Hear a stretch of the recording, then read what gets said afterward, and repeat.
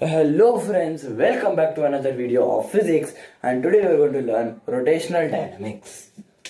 Okay, I know I have billion chapters left in incomplete, but I am 100% sure I will complete that, my friends. Okay, are you happy? Yes, आज हम start करेंगे class with physics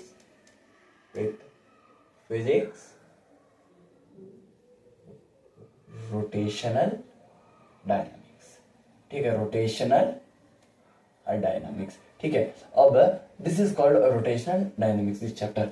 Now I hope can everybody see the screen. Okay, it's not visible. I will write a little bit bigger when I'm coming here. Okay, I hope this font at least is visible for you. Let me check. Yes, it's a little visible. I can't write bigger than this because yes. Okay, yeah. Or if you're watching in a phone, you can increase the screen size. But if you're watching in a TV, you can either come a little bit close to the TV, but not too close because it'll affect your eyes. Okay, so for the people who are watching in TV, I'm going to write it big for you. Okay, so do not worry. Okay, yeah.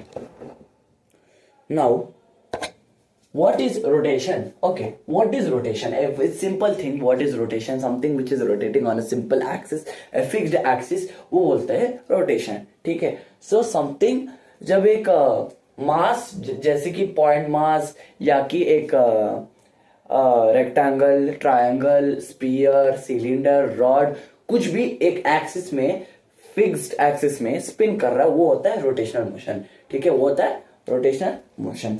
ठीक है, तो example दे सकते हो क्या rotational motion का? अच्छा ठीक है, अर्थ ऑन ना रोटेशन इन इट्स एक्सिस. ठीक है, तो ये अर्थ होता है, तो एक्सिस ऐसे थोड़ा डिग्री का टिल्ट है ना, तो इस टिल्ट में रोटेट कर रहा है ऐसे.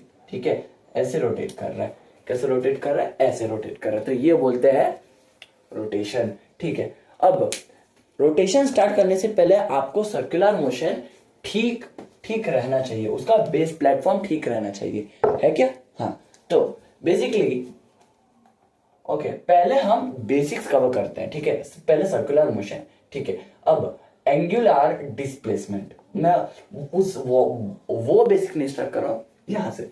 एंगुलर डिस्प्लेसमेंट क्या होता है भाई? एंगुलर डिस्प्लेसमेंट होता है थीटा. क्या होता है? Angular displacement. ठीक है, अब एंगुलर डिस्प्लेसमेंट होता है द शॉर्टेस्ट डिस्टेंस ट्रेवल्ड. ठीक है, एग्जांपल, ये एक सर्कल है, ये इसका सेंटर है, ये और ये. ठीक है, तो ये होगा कुछ रेडियस r, ये होगा कोई रेडियस r. ठीक है, और इसका होगा d थीटा, और इसका लेंथ होगा ds.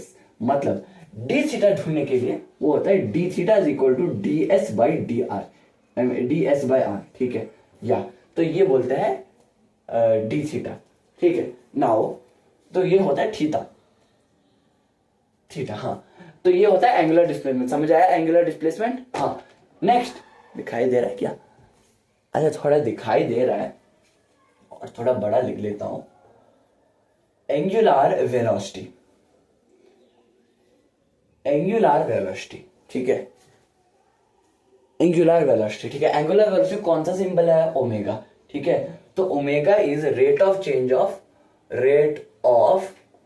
Change of displacement. R of delta theta मतलब rate of change of displacement.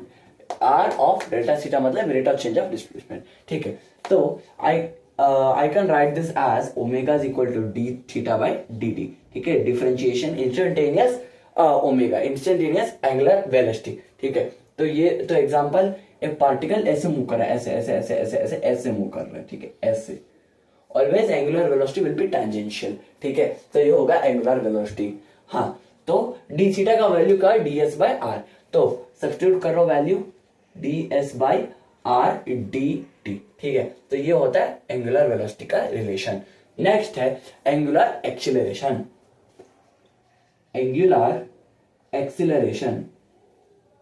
ठीक है, एंगुलर एक्सीलरेशन. अच्छा ठीक है, इससे पहले omega v is equal to R omega. आप इस डेरिवेशन को पता है क्या? v is equal to R omega. Derivation we do not need, पर but v is equal to R omega, ये इंपॉर्टेंट है, ठीक है। देन एंगुलर एक्सीलरेशन क्या होता है, एंगुलर एक्सीलरेशन वो होता है rate, so angular acceleration done by alpha, ठीक है। Alpha is rate of change of angular velocity, ठीक है। तो alpha is equal to D omega by D T, ठीक है। तो ये होगा एंगुलर डिस्प्लेसमेंट, एंगुलर एक्सेलरेशन, ठीक है। तो इसका एक रिलेशनशिप होगा, ठीक है। तो वो होता है centripetal acceleration is equal to, अच्छा नहीं, tangential acceleration is equal to R alpha, tangential acceleration is equal to R alpha. ये बहुत बहुत इंपॉर्टेंट है, tangential acceleration is equal to R alpha, ठीक है। तो ये होगा एंगुलर एक्सेलरेशन। हाँ, तो ये पूरा कवर्ड है, समझ आया होगा। और यहां सेंट्रिपिटल एक्सेलरेशन होगा R omega square, R omega square is centripetal acceleration, ठीक है। ये क्या होता है, मैं भूल गया sir, what is tangential and centripetal, ठीक है। तो एग्जांपल, पार्टिकल यहाँ है, पार्टिकल कहाँ, यहाँ है पार्टिकल, ठीक है, यहाँ है पार्टिकल, ठीक है। तो पार्टिकल दो तरह के एक्सेलरेशन पोजेस करती है, ठीक है। तो एक ये है, अब this is moving like this on the plane, कैसे मूव कर रहा है, लाइक दिस। तो हम ये दो वेक्टर में स्प्लिट कर सकते हैं, ठीक है। ये दो वेक्टर में स्प्लिट कर सकता है, एक ये वेक्टर और एक सेंटर से एक और वेक्टर। तो which is tangent to the circle, मतलब द मूविंग प्लेन, ठीक है। तो वो होता है वो क्या होता है, हाँ, tangential acceleration, meaning the acceleration which is tangential to the plane, acceleration which is tangential to the plane, ठीक है, वो होता है एंगुलर टेंजेंशियल एक्सेलरेशन, ठीक है। और which is directly towards the centre, which is directly towards the centre, या ये है सेंटर, तो ऐसे पॉइंट कर रहा है, ऐसे पॉइंट कर रहा है, तो वो होता है रेडियल एक्सेलरेशन या सेंट्रिपिटल एक्सेलरेशन। तो ये दोनों को जुड़ के अल्फा, ठीक है। तो alpha is total angular acceleration, मैंने बता चुका, ठीक है। Yes, I hope you understood this concept of simple basic rotation, ठीक है। अब ये सर्कुलर मोशन में भी यूज होता है और रोटेशन में भी यूज होता है, ठीक है। Yes, now circular motion kinematics में 3 फॉर्मूला पढ़ चुके हैं, वो क्या है, v is equal to U plus AT, S is equal to UT plus half AT square, and V square minus U square is equal to 2as, ठीक है। ये 3 फॉर्मूला है, दिखाई नहीं दे रहा है तो यू नो द 3 फॉर्मूला लिख द, ठीक है। अब नाउ इसको हम कैसे, फर्स्ट फॉर्मूला को कैसे लिख सकते हैं, v is equal to U plus AT. पहला फॉर्मूला कैसे लिख सकते हैं, omega is equal to omega not या ओमेगा आई, कुछ भी लिख सकते हैं, plus alpha T.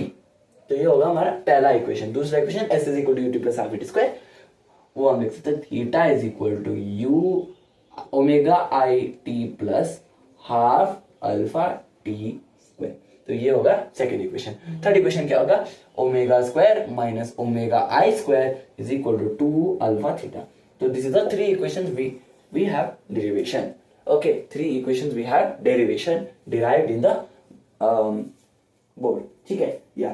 So these are the 3 formulas which is very very important for rotation dynamics. The 3 important formula which is very important for the rotation dynamics. Yes. Now we will go on to rotation dynamics. Now we will go on with rotation dynamics.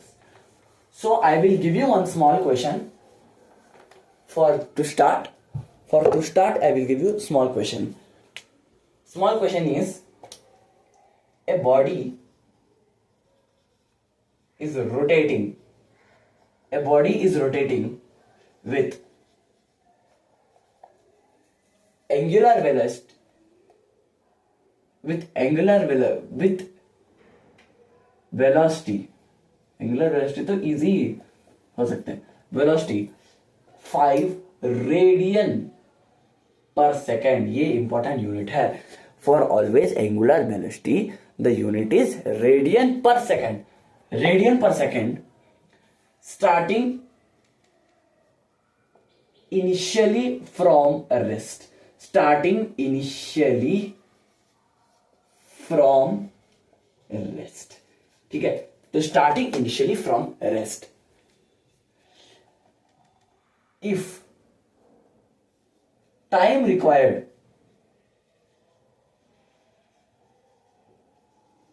to attain the velocity is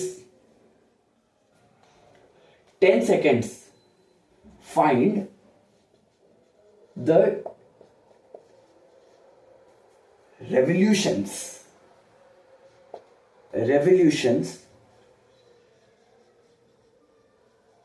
of the object. Number of revolutions. ठीक है, तो what is it is saying here is a body. ठीक है, I hope you can see the question. Yes, you can see the question. A body, ठीक है, एक body है, it is rotating. ठीक है, क्या लिखा है? rotating. This is very important. rotating with velocity 5 metre पर 5 रेडियन पर सेकेंड. तो ये है हमारा पहला इंपॉर्टेंट कीवर्ड.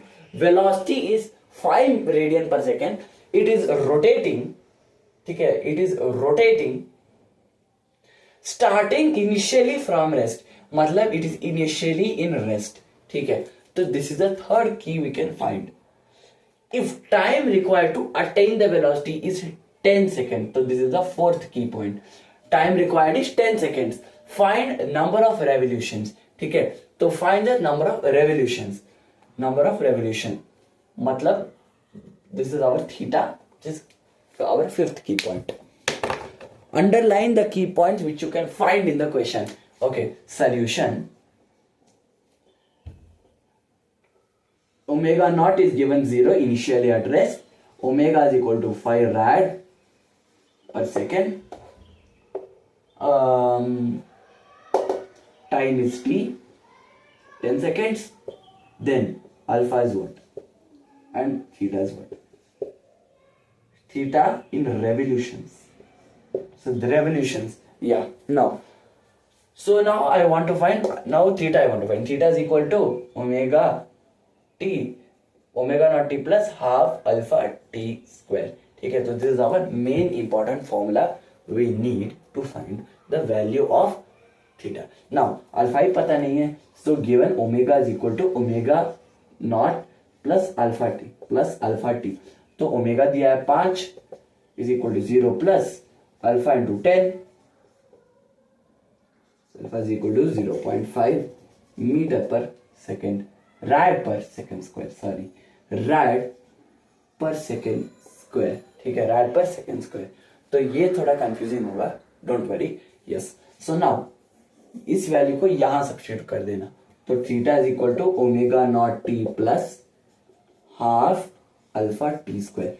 दिस ये 0 हो जाएगा, तो theta is equal to half into half 0.5 half into T square 100. So this is 25 rad. Rad कैसे लिख सकते हैं? रैड कैसे लिख सकते हैं? रेवोल्यूशंस होना चाहिए. ठीक है, 25 रैड नहीं होना चाहिए, रेवोल्यूशंस होना चाहिए. तो 2 pi rad is equal to 1 revolution. तो 20 rad, 25 rad, how much revolution? 25 rad, how much revolution? So 25 by 2 pi revolutions. 25 by 2 pi revolutions. ये क्या है? हमने क्या, we have used the unitary method.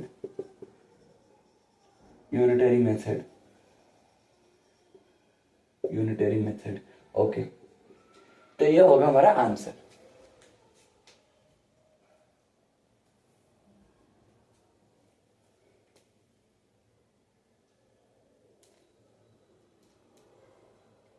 Please note down. Yes, done rotation. ये first question in rotation. Yes, now हम start करते हैं rigid body. ठीक है, और will do one more question and then go for rigid body. Yes, I will do one more question and then we go to rigid body.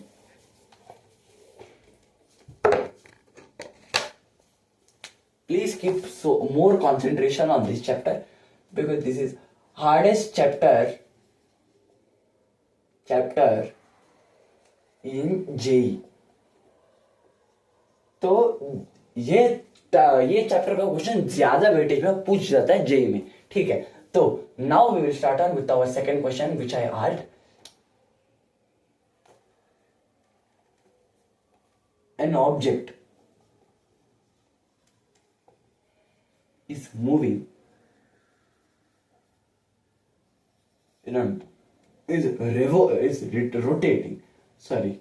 rotating with velocity 5 rad per second starting from rest.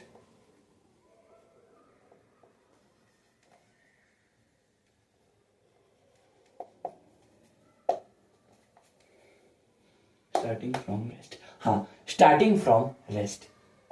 If the time taken is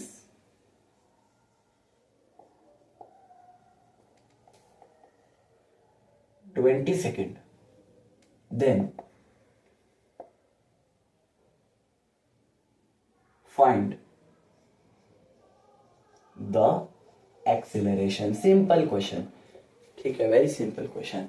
Okay, last question before we move on. Okay, so I'm just giving you a basic, or I'll give you a harder question. Object is rotating with this much time.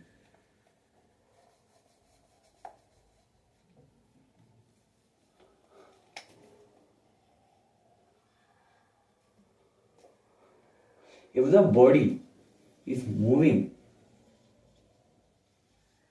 with constant acceleration and covers 25 radians, then find the distance in revolutions in the next second. The next second. Okay, so sorry.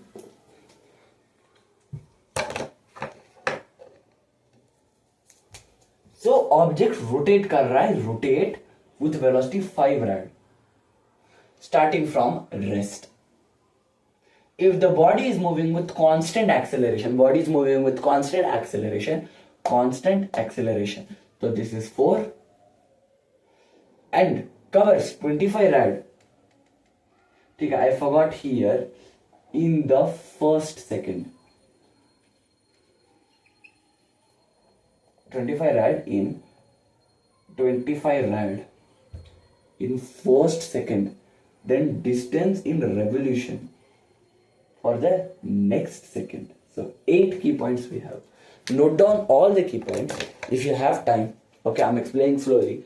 Okay, तो object rotate कर रहा है, the final velocity is 5 rad per second starting at rest.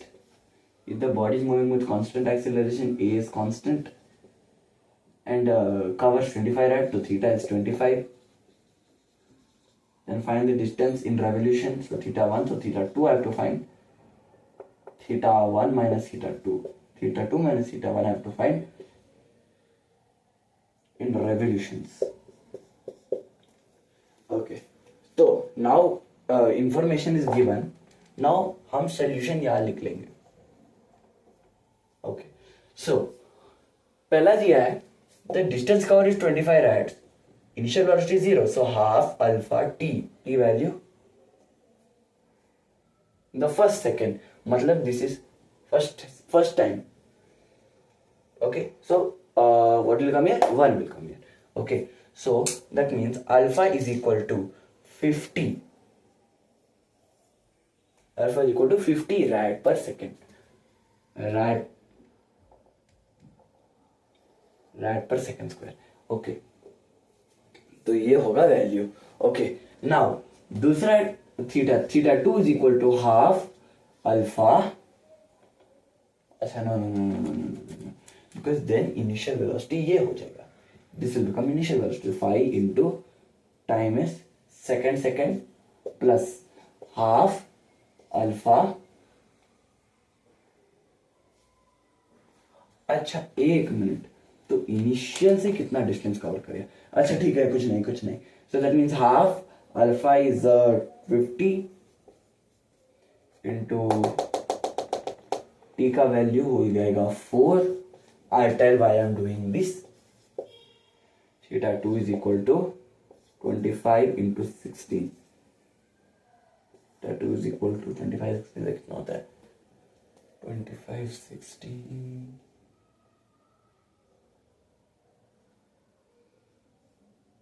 है ना, 400, तो 400 red.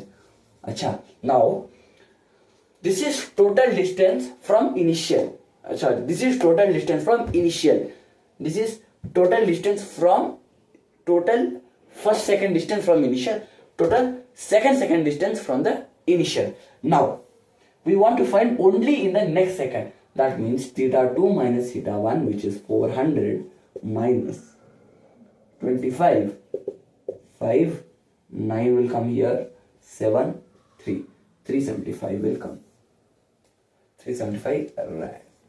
Done your question. Yes, now I will erase this. Now the next thing we will do is rigid body.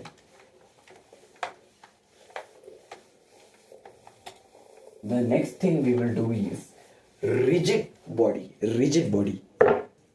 The next thing we will do is rigid body.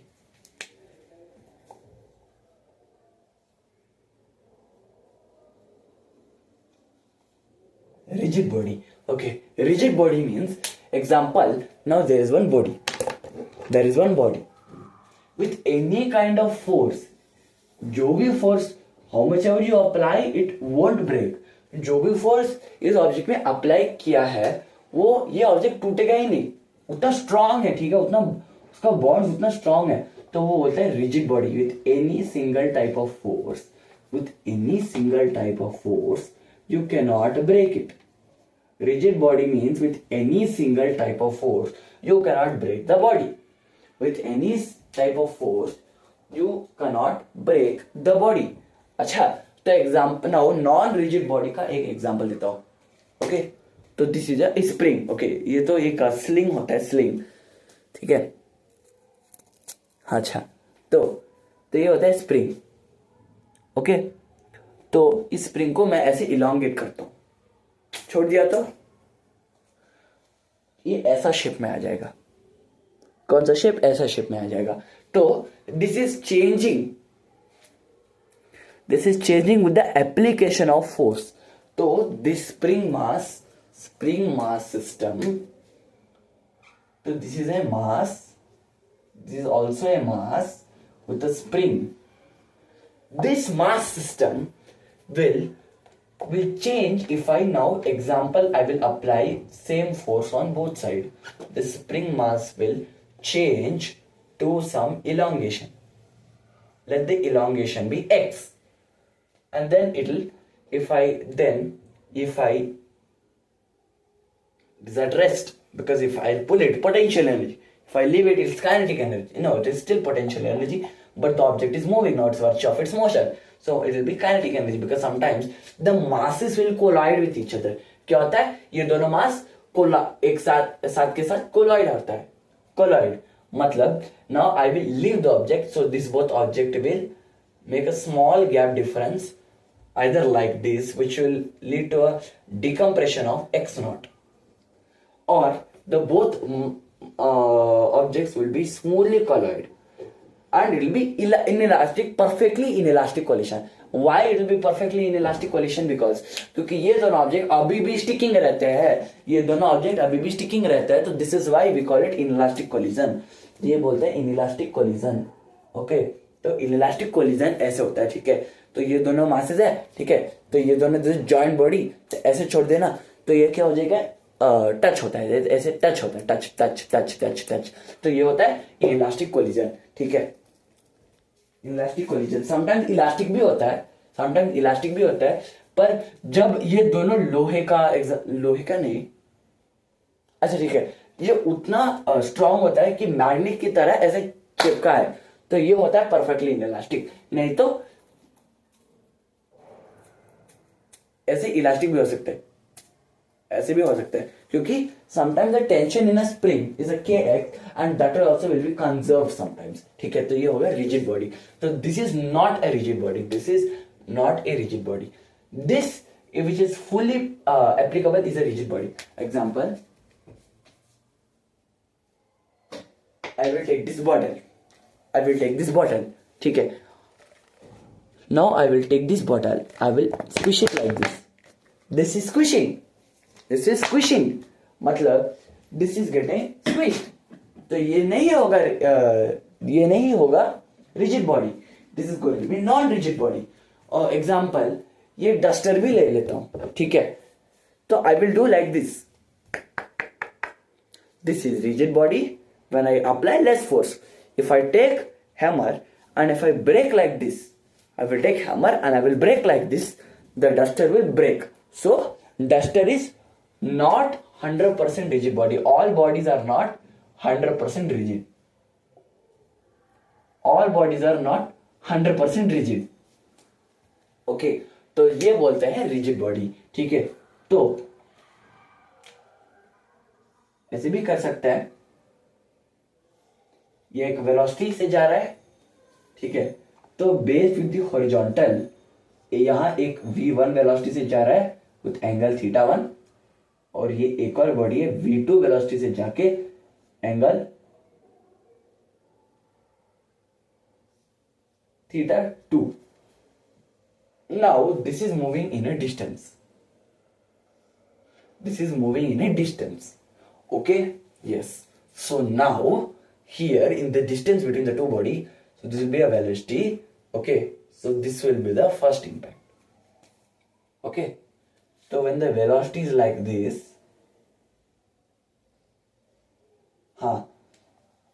here velocity v1, that means this will be cos v1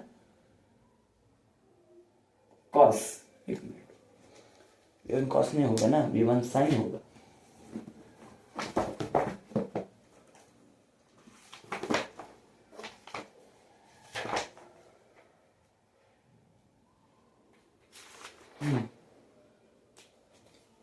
अच्छा, I'll take one body like this,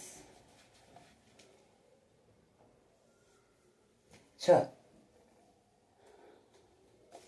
so this will be something like this, v1 theta is the angle, okay, v1 theta is the angle, and this object will be like this, θ2, θ1 θ2, v2 will be the mass, okay। So now this side it will be what, ऐसे नहीं होगा ना, sometimes opposite direction में होगा, same direction में होगा, मतलब this will be like this, θ2 v2। हाँ, सो ये किस डायरेक्शन में जा रहा है, v1 cos θ1, तो ये क्या डायरेक्शन में जा रहा है, v2 cos θ2, ठीक है। ये भी रिजॉल्व करते हो, v1 sin θ1 और ये तो v2 sin θ2, पर हम ये नहीं कंसिडर नहीं करते, तो मतलब तो v1 cos θ1 equal to v2 cos θ2, हाँ, सिंप्लीफाइड। तो ऐसे sometimes for rigid body the particle will be sometimes in every point mass present in a rigid body will be different velocity, sometimes whenever moving means it will be in different velocity, okay। So now what are we going to do is, now what I will tell it means, right now it is moment of inertia,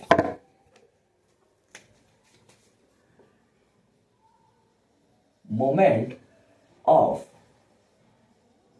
inertia.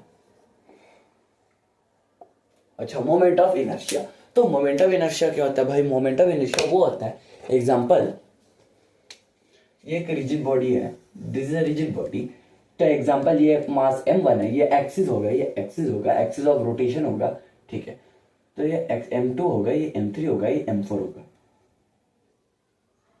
तो before learning this, what is the use of moment of inertia?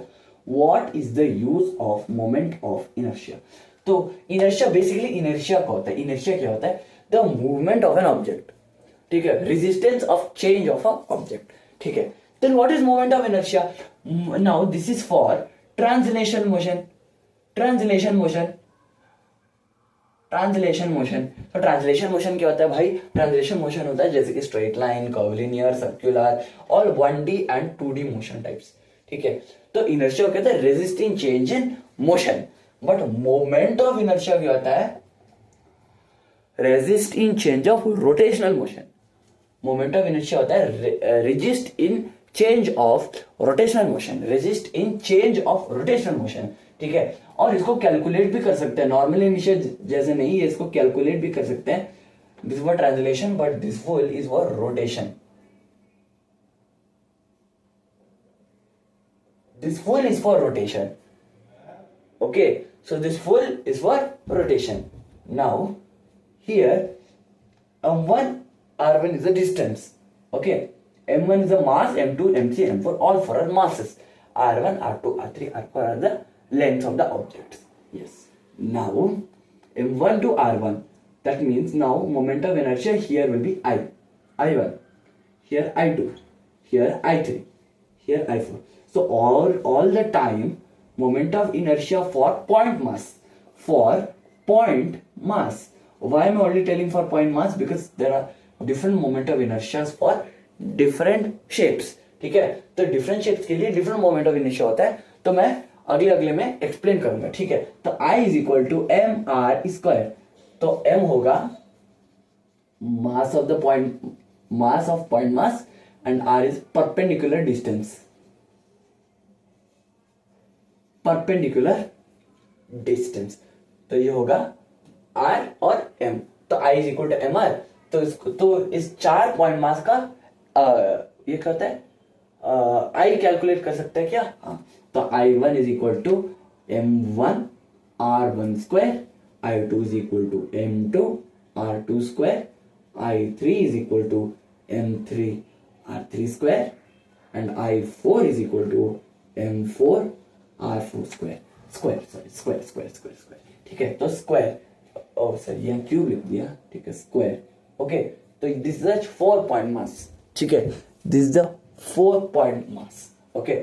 Now I total का value क्या होगा? I total, it is i1 plus i2 plus i3 plus i4, that means m1 r1 square plus m2 r2 square plus m3 r3 square plus m4 r4 square. तो ऐसे 4 system के लिए ये होगा I total, ठीक है। अब example यहां n सिस्टम है, n system with n mass with rn, तो यहां हो जाएगा until in mn rn square. तो एग्जाम्पल इसको कैसे भी लिख सकता है? I total is equal to sigma M I R I square from I is equal to 1 to n. See, we cannot take for infinite masses just because for infinite masses, because this is a divergent series. Divergent series you have studied in math में divergent series आप पढ़ चुके हो। divergent series means जब हम number add करते हैं तो वैल्यू इंक्रीज हो जाता है इंफिनिटी तक, इंक्रीज टू इंफिनिटी, तो वो होगा डाइवर्जेंट सीरीज। वो होगा क्या?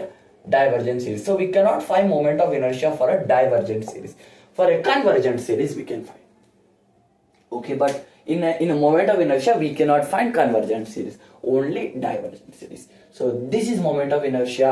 In the next class I will explain how to find the moment of inertia for different objects. Okay, so thank you for learning from this video. If you like it, please like, share and subscribe. Meet you in the next class. Bye. Please note it down.